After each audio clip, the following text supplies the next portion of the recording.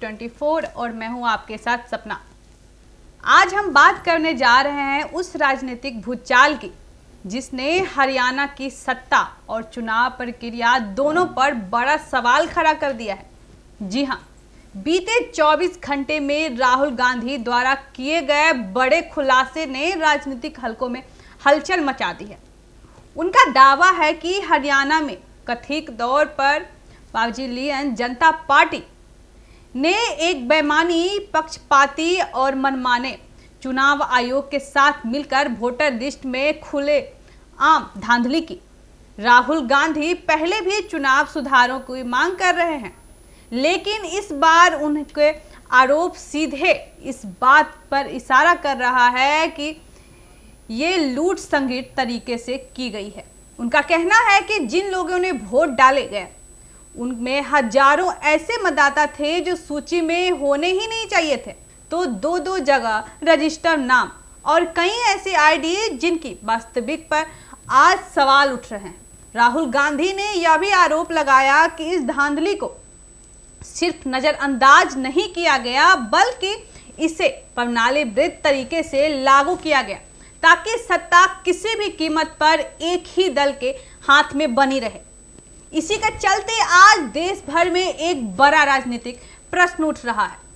जब वोट ही अवैध थे तो सरकार वैध कैसे माने जाएंगे? जी हां, और यह सवाल सिर्फ कांग्रेस ही नहीं बल्कि लोकतंत्र में भरोसा रखने वाला हर नागरिक पूछ रहा है। आइए पहले ये वीडियो देखते हैं।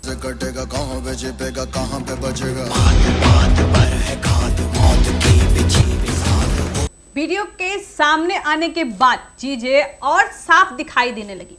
लोगों के गुस्से की आवाज अब सिर्फ सोशल मीडिया पोस्ट में नहीं बल्कि जमीन पर भी सुनाई दे रही है।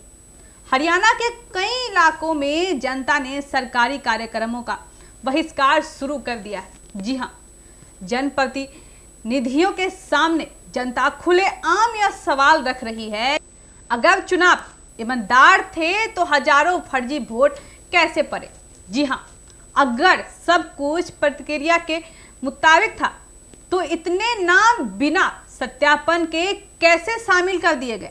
अगर जनमत का सम्मान हुआ है तो जनता खुद बहिष्कार क्यों कर रही है? इन सवालों का जवाब आज तक न चुनाव आयोग दे पाया न सरकार, और शायद यही मौन सबसे बड़ा संदेश पैदा कर रहा है।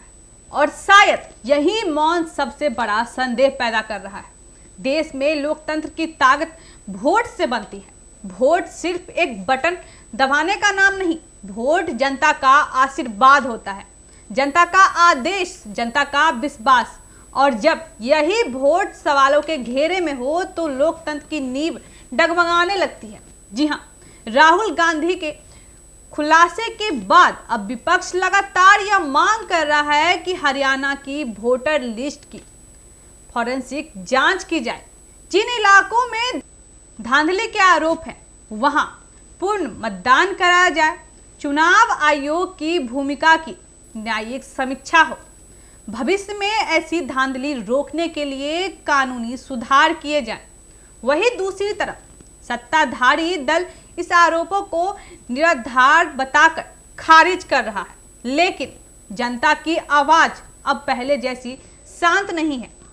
कहीं किसान संगठन बोल रहे हैं, वहीं बेरोजगार युवा सड़क पर उतर रहे हैं, और कई जगह स्थानीय पंचायतें तक कह रही है कि जब सरकार ही अवैध है तो उसके कार्यक्रमों में क्यों जाए? यह मामला अब सिर्फ एक राज्य तक सीमित नहीं रहा।